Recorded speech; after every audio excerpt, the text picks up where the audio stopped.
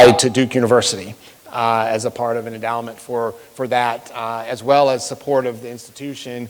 And then Judd Bowman and Taylor Brockman, class of '99, set up the Bowman-Brockman NCSSM endowment that gives students an opportunity, some funding if they want to go ahead and take their idea and do more research, or they want to have an entrepreneurial idea that they want to take to the next level. It helps give them the opportunity to fund that and do that. So you all as alumni are the kind of, as we say this when I talk to the folks at the state level, are really the kind of value add to this institution in terms of the opportunities that students here get that they don't get anywhere else. And that's generally because of the support we get from alumni and families to bring these opportunities to students that they would not otherwise have. I mean, we're going to be a leader in the nation at the high school level in artificial intelligence because of the support of Carl and Ashley Righty and others. So this past year, we had the best year ever to date from a fundraising standpoint. We had over 1,100 alumni donors, 814 family donors, and we raised $8.5 million privately for NCSSM, which is tremendous. That's by far the most we've ever raised as an institution. And again, that's part of the leading edge of the campaign that we have, which is our Ignite and Transform campaign. This is kind of a sneak preview. We're in the kind of quiet phase here, but evidently not that quiet because I'm standing up here talking about it with you guys. But I just wanted to let you know about it because you'll hear more about this as the year goes on. But we have some different areas that we're trying to raise money to support. And one is the STEM plus teaching and learning, which we're going to be trying to raise a little over $13 million privately to support these types of programs and activities, as well as improvements to our campus in Durham. Student success and wellness, $17 million we're going to raise to try to increase opportunities from a programmatic standpoint, as well as a wellness center here on campus as a part of that as well. Transformational leadership, $13 million to do a variety of different activities, including a new facility, which would be the first of its kind in North Carolina, a STEM gym, which would be a competition space where engineering, robotics, and AI, and you would be able to host robotics events on campus and support the state in that way as well. And then continuing to try to raise money through our annual fund. And so all total, when you add all of those together, that's $50 million that we're trying to raise over the next really 6 to 7 years to support the things we want to try to do here at NCSSM, both on the Durham campus and in Morganton. An example of what we hope to be able to do in the next few years on this campus. How many of you remember, well, class of '84, I know you didn't really have a cafeteria, so this question is not for you, but the other classes, how many of you remember eating in the PFM? Good enough, right? I mean, maybe, okay. But that space is really underutilized on campus, and when we talked to students as we were planning the Morganton campus, we asked them, what are some of the things you wish you had on this campus that you don't? And one of the most common things that came up was space to gather.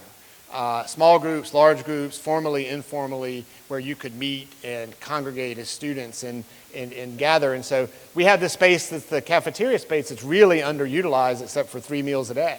And so this is a proposed rendering of the renovation to that space that would be used throughout the day and make it a much better space that you might see. So that's one version of what that might look like, as you know, the main dining area there.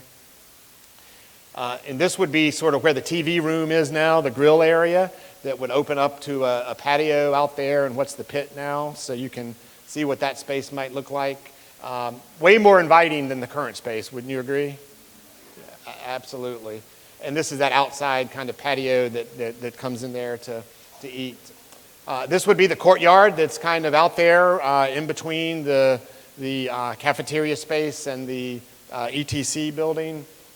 And then another component of the renovations to the campus would be adding an addition to the Bryan building, which would be an academic commons, which incorporates the renovations you just saw to the PFM area, but it would look like this and expand spaces that would be, again, gathering spaces that would integrate the cafeteria space, the library, and common spaces for students to gather, meet, and do a lot of different types of activities.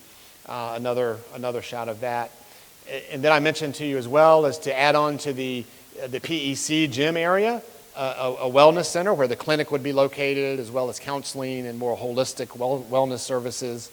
And then this is just in concept, the STEM gym building. That would be a place where, again, would house our engineering, computer science, and be a competition space for robotics and other activities around that. So those are all components of the campaign that you just saw, plus funding from the state that we hope to really by in the next 7 years to have been able to accomplish that with the support of our alumni, our families, corporations, as well as the state. We hope to be able to do that and really transform this campus along with the things that you don't see, like HVAC and windows and all of those types of things. And so that's that total of roughly $40 million in renovations here to the Durham campus. And at the same time, we are in the process, and have been for a few years, building our second campus in the western part of North Carolina in Morganton. So we wanted to give you a little bit of an update on that and where we are in that process as we move towards opening in 2021. And so here to give you that update is Kevin Baxter. He is our Director of Planning and Project Management in Morganton. And he's going to just go through a few slides to give you an update on that. And Kevin will be around the rest of the afternoon and evening. So if you have questions beyond what you hear in his presentation, he'll be happy to answer those for you as you go forward. So again, I'm going to turn it over to him at this point, and thank you for your attention. Lots of exciting things happen at NCSSM, and you all are a big reason why those things are possible. And so thank you for your support for the institution.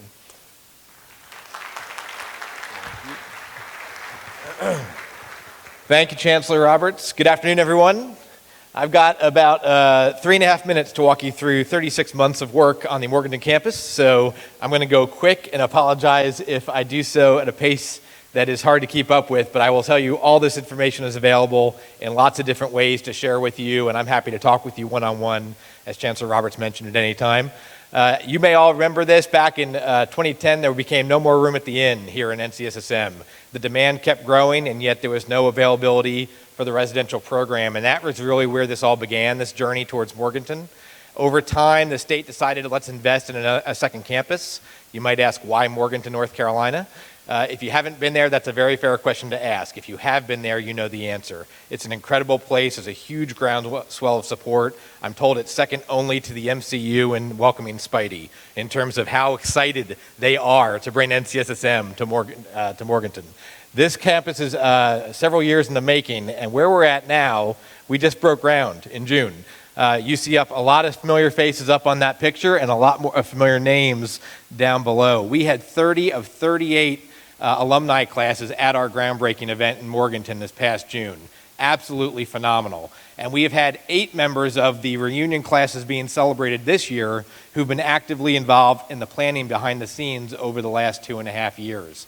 This work has taken a village. We've had more than 100 alumni, professionals, faculty, staff, retired faculty, and people from industry across the state who've been involved in shaping the campus that will take place in Morganton and open in 2 short years.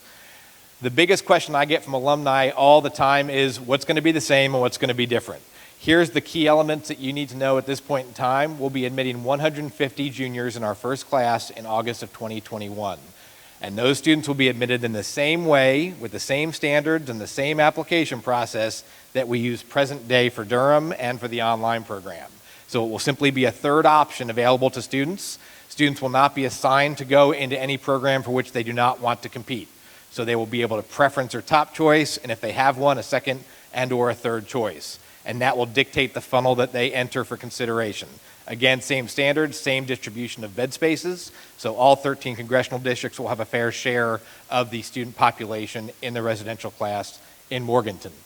The program will look very similar in the sense it is a STEM school. It is an extension of our catalog and our academic program today, but it will also be a little bit different and a little bit distinct because we have different opportunities for mentorship and research in that community, and we have different assets in that part of the state that we can take full advantage of.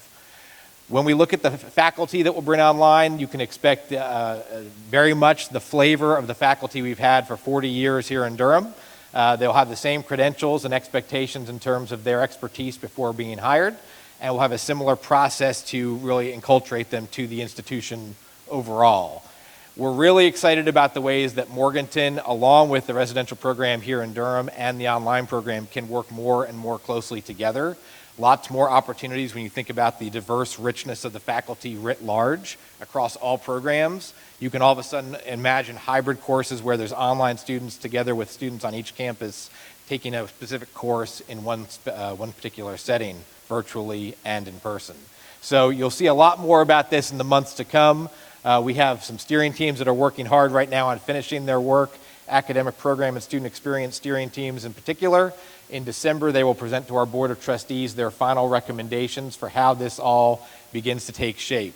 The idea is that that information will be handed off to our founding faculty and staff members on the Morganton campus.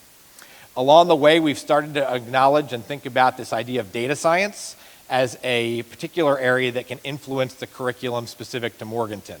If you look at all the assets in Western North Carolina, the ones especially with those who've been really engaged and supportive, from the Googles and Apples and Facebooks of the world, which are all within a half hour of the Morganton campus, going out to Biltmore, going up to App State and over to UNC Charlotte and other schools in that area, there's tremendous interest, and one of the unique strains of commonality among them is this idea of data science, manifesting itself in a number of different ways. We've had this series around the state, 5 so far, that's continuing. These reunion years have been represented by Carl and Judd and Shraddha and Taylor, among others, in helping to lead the conversations and exploring what's possible, not just for the Morganton campus, but for the institution overall to take full advantage of. I mentioned that we'll have founding faculty and staff. We intend to hire our initial group as soon as we get a budget. We have dollars in the budget that is pending at the state level to hire our first 14 positions to take on leadership roles across the divisions of the institution, but on site in Morganton. And then next academic year, beginning in the summer of 2020, we have an additional 38 positions we'll look to bring on. In total, we expect to get up to about 100 positions in total that are located on the Morganton campus, above and beyond the team we already have in place here in Durham. That's what the campus looks like today. It's gorgeous, let me tell you. We have a lot of work to do. That's the magic of Photoshop that made it look so presentable. We have $73 million to work with in state funding. That's not enough for what we need to do, and so we've been working very hard to privately identify some support from our friends across the state and around the country. The good news is that that pool keeps growing. It was 58, then 73, and now it will end up somewhere around $85 million we expect to fully construct the campus for opening in 2021. The campus itself, if you come visit, this is I-40 along the bottom of this map here, and if you enter here at exit 103, our campus is located right here. It is 62 acres, of which about 23 will be developed for our initial population on site. You can see it's next door to the North Carolina School for the Deaf, and there's plans to put in a greenway extension to the city of Morganton and the Catawba River, as well as a lake adjacent to that. The campus itself will have a mix of new construction and adaptive reuse construction, and when you look at the vision for it, it's sometimes hard to tell which is which. We have a historic cattle barn from 1935 down at the bottom that will become our auditorium, like where we're sitting right now. We have our residence hall complex. We have an academic commons building, a wellness center, and then historic buildings, Goodwin Hall and Joyner Hall and Jeter Hall. The historic buildings will have a mix of office space as well as classroom space and program space, whereas the new construction is really going to be the most modern part of the campus. Last but not least, know that your alumni community has been tremendously supportive. I want to give a special shout out to Stephen and Tina and Chris and the alumni board who've been really intentionally involved since I came on board in January of 2017. We've had wonderful opportunities to collaborate. They've been present at every single event that we have had, and that's what has everyone in the West so excited, because they have seen the quality of the alumni, the quality of the students, and the spirit you all bring to everything you do. And so we would be remiss without acknowledging that work and those contributions, as well as that from our friend Caleb, class of 2011. He is the brainchild behind the Road to Morganton short documentary series. We've put out 7 episodes so far. Each of these is privately sponsored and actually makes the institution money, while also generating awareness and interest from other partners. We're now over 100,000 views Lastly, you can see at the bottom there, we could not be more proud. We've raised more than $7 million for the Morganton campus in about 20 months. And we are about halfway, if not a little more than halfway, towards what we eventually expect our total need will be. The most recent of which was a $5 million gift from Carolina's healthcare system, Blue Ridge, to name our wellness center at the groundbreaking event. That's the best I could do, Stephen. And then we're going to hand it back off to Chancellor Roberts. Thank you all so much. Have a great weekend. Thanks, Kevin, for that.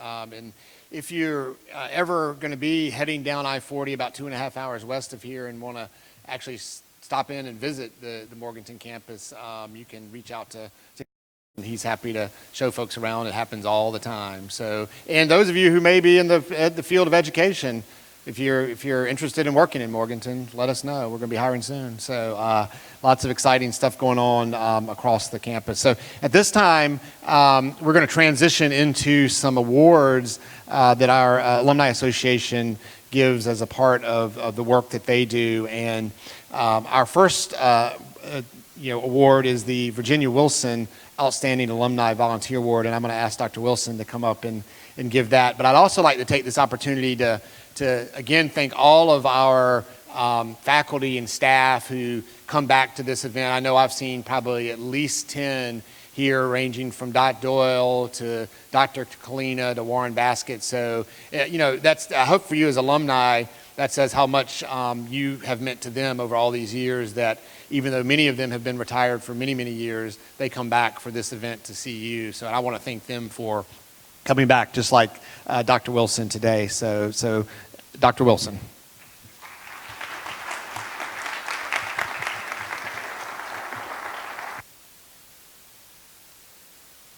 We're glad to see you.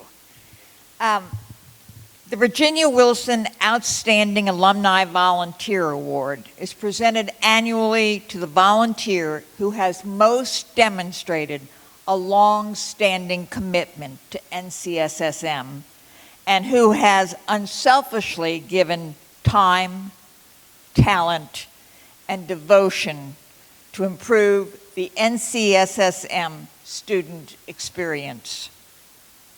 The first recipient of this award is Carl Righty, class of 1989.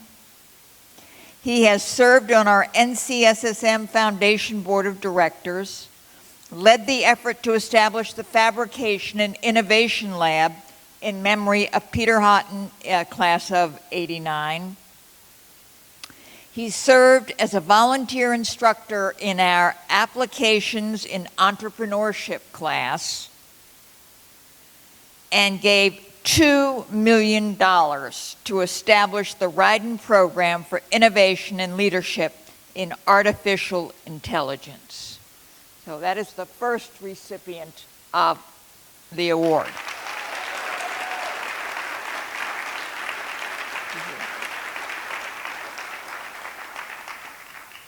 The second recipient is Taylor Brockman, class of 99. Together with Judd Bowman, class of 99, established the Bowman-Brockman Endowment for Entrepreneurship and Advanced Research. Oh, we've got Carl. Wait a minute, we've got Carl. Well, we'll wait. I just walked in. Hi, Thank you. good to see you. Thank you.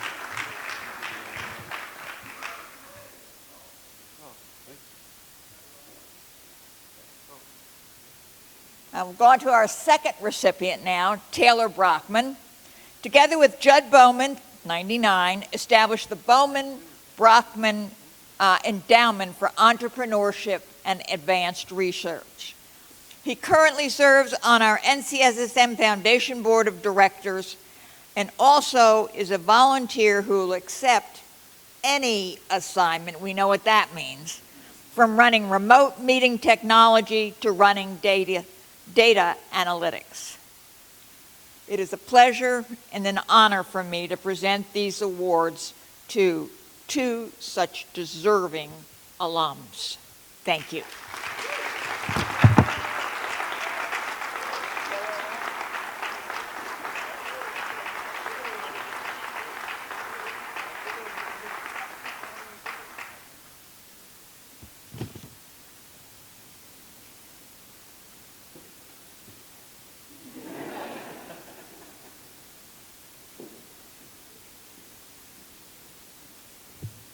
All righty.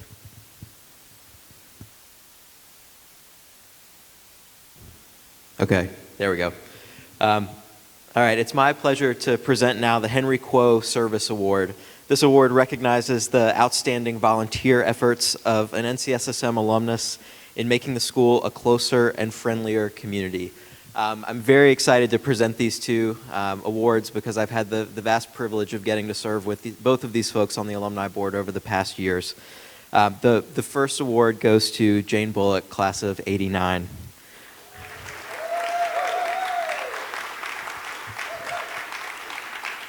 It has been so wonderful to work with Jayne on the board over the last couple of years, and it's been amazing to see her dedication to NCSSM and also the broader community. She's taken a huge role in helping to organize our STEM Gala. That's been a new addition over the last 2 years.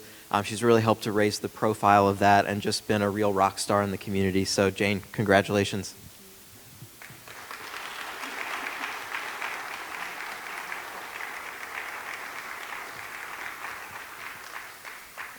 The second award I'm happy to present goes to Justin Fleming, class of 2004. Justin is also a member of the Alumni Board. He serves on our Communications Committee, and I have to say that he is responsible for making so many things possible. The live stream of the event tonight, video conferencing on our meetings. I mean, there are so many ways that he has helped bring the board and the school, too, into the modern era, and I know that without him, we would be in a much different place. So very thankful to Justin for all of his work. Thank you, Justin.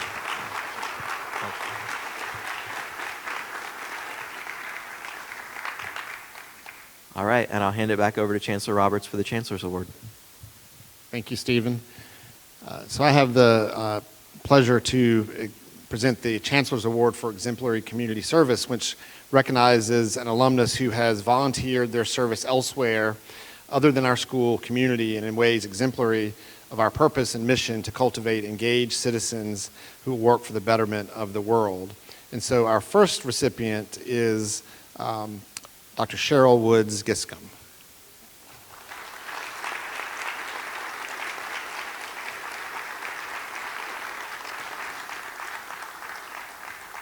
So Dr. Gaskin is the Levine family's Distinguished Associate Professor of Quality of Life of Health Promotion and Wellness at the University of North Carolina at Chapel Hill School of Nursing. She's a health psychologist and a psychiatric nurse practitioner. Her research focuses on stress management to improve health among diverse populations with specific emphasis on health and well-being of African American women. Dr. Gaskin developed the groundbreaking Superwoman schema, conceptual framework, and questionnaire to conduct research on stress and health in African American women. Her research is highly regarded for its focus on culturally sensitive strategies to reduce health disparities, including the incorporation of mindfulness-based stress reduction in African Americans and other underserved populations. So congratulations, Dr. Gaskin.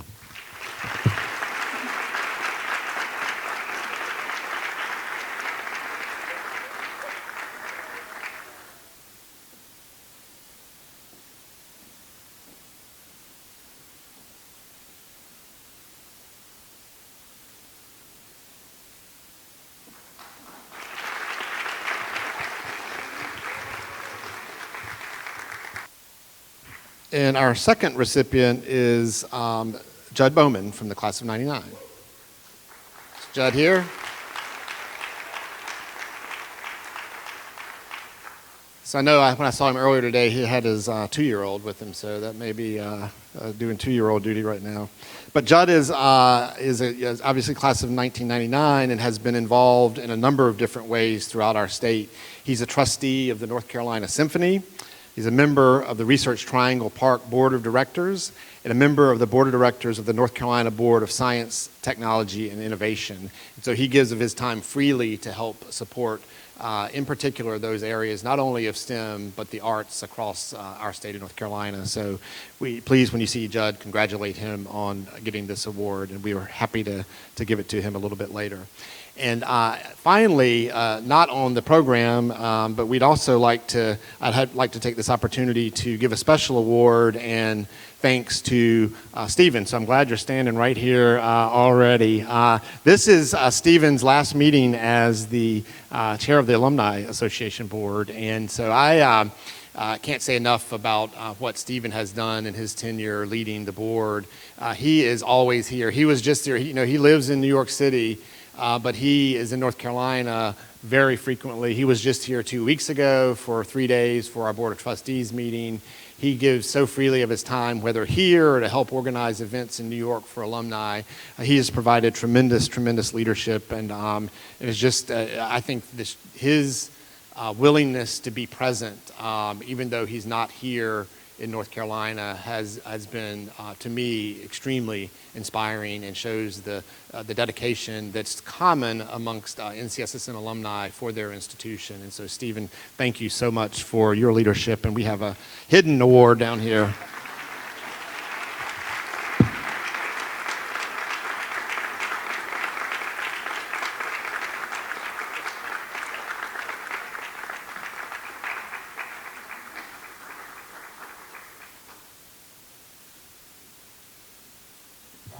Turn this over to Stephen again, but I'd like to just say one more time, thank you so much for being here this weekend and for all you do to support the school. We're in our 40th year as an institution, and the success we've had as a school wouldn't be possible without all of you, from the earliest classes to the most recent classes and to the current students. You set the school up for success by what you did when you were here and what you've done since you've left. So thank you so much for that on behalf of the North Carolina School of Science and Mathematics. I greatly appreciate it. Thank you.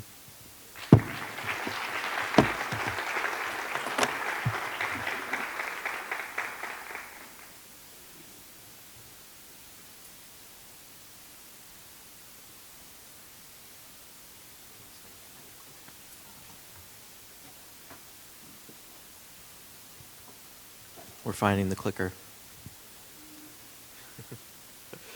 Thank you all for coming out, and thanks so much to Chancellor Roberts and to Kevin for presenting, and of course to all of you for making your time to be here today. It really means a lot. I hope you've been having a great time so far. I'm cognizant of time. We're getting close to 3, so I'm going to zoom through some of this. But if you have any questions, please feel free to come and find me after the meeting, and happy to go through some other things. So I'll give you a quick overview of who we are as the Alumni Board and what we do.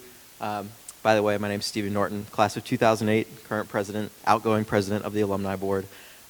Next, we'll have a quick vote on new board leadership, and then I'll give you a very quick update on current initiatives and a couple of other updates.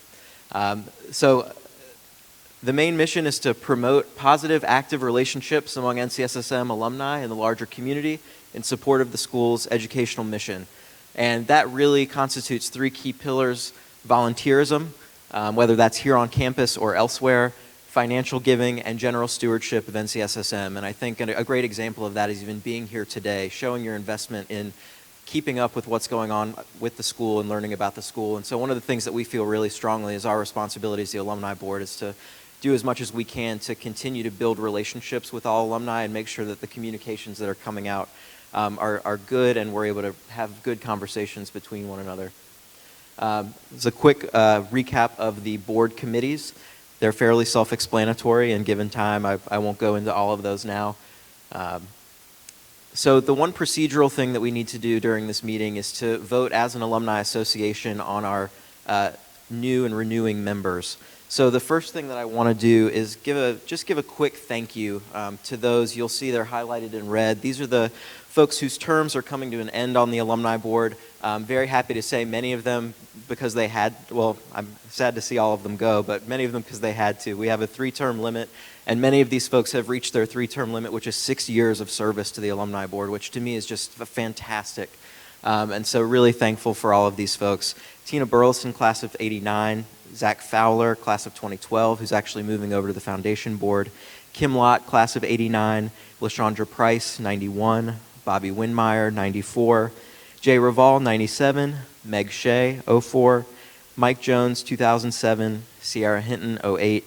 Tasha Samborski, 2010, and Shaza Gabala, 13. Thank you all so much for your service, those who are here and absent. Thank you. Okay, so for these next ones, the ones in green, these are the ones that we need to vote on. So I'm going to list their names quickly, and then we will take a vote. All those in favor, please raise your hands when I ask you to, and all those opposed, please let me know if you are. So first, here we go. Tim King, class of 1986. Kim Schenkel, 93. Mary Roederer, 94. Anna Bauer, 2001. Sejal Shah, 2001. Benjamin Uy Smith, 2002. Justin Fleming, 04. Grayson Cooper, 08. And Drew Marshburn, 2015.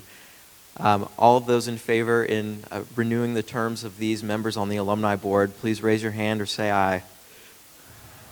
All opposed? Thank you very much. Our procedural piece is done.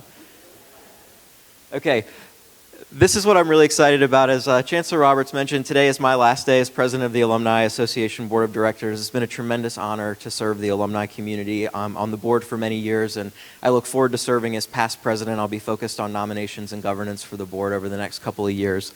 But at our most recent meeting, we voted to elect a new president, who I'm super excited to tell you about, Chris Paul, class of 2001. He's the current vice president of the board. He's an assistant professor at NC Central and the director of the Masters in Public Administration program. And as you'll see here, just an all-around great human being. It's been so lovely getting to know him over the past couple of years. He's been the fundraising chair on the board and has just done so much to help the board mature over recent years. His dedication to North Carolina, to NCSSM, and to this entire community is infectious. He's been involved in strategy planning for the school. He's been involved in Morganton discussions. He served on the Duke Board of Trustees.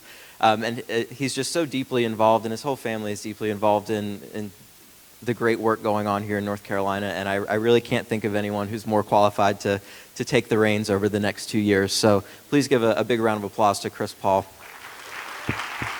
And Chris, please stand up. Wave at everyone.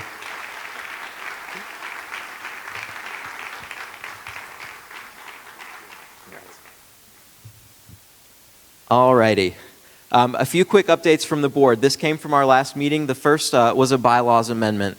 And this is really around director duties. Over the last couple of years, one of the things that's come up is a realization that we need to sort of clarify what being on the board actually represents. And so there are 3 areas that we've recently added to the bylaws around meeting attendance, volunteerism requirements, and contributing financially. Again, these are really meant to just be a broad overview of what to expect if you are a member of the alumni board. And then we'll flesh some of this out in policies and procedures, which is a document and governance process that we're going through now. I hope that most of you have, if not all of you, have been receiving emails from your class representative. This is an initiative that we started a few years ago now, and so there's a member of every graduating class who serves as a class rep for their class. They send out an email about once a month with updates from the school and from the Alumni Association. It's been a really simple but effective way to increase the bidirectional communication between the school and the Alumni Association and the different alumni classes. I'm glad that the 4s and 9s are in the room, because right now 94, 09, and 83 need a new class rep. So if anyone is interested, or if anyone would like to nominate someone in their class to be the rep for 94 or 09, we are currently looking. It's a great way to volunteer your time without necessarily having to be here in North Carolina, although if you are, that's all the better.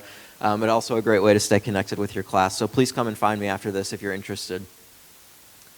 Also, you may have seen this when you walked in. There was a little computer on the Alumni Association table.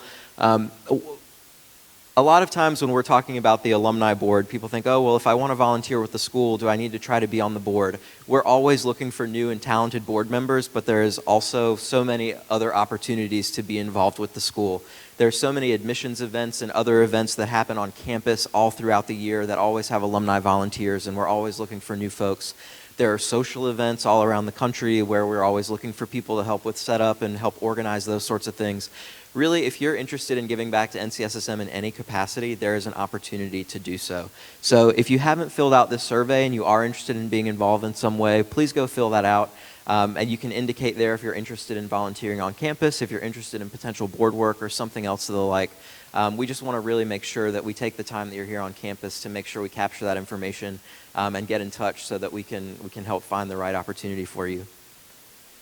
And then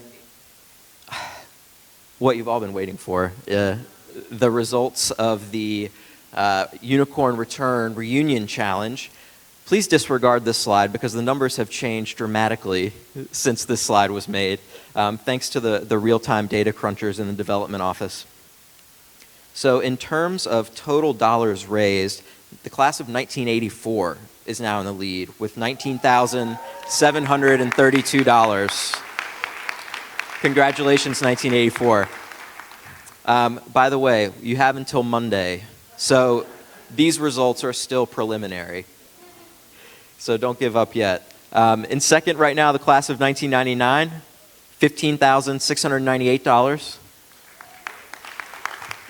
That's followed by 89 with $13,003, 94, $8,409, 2009, $8,241, 2004, $1,822, and 2014 with $1,501. Thank you all so much. That's tremendous. In terms of participation, which is the other number that we are tracking, the class of 1989 is in the lead right now with 27.8%.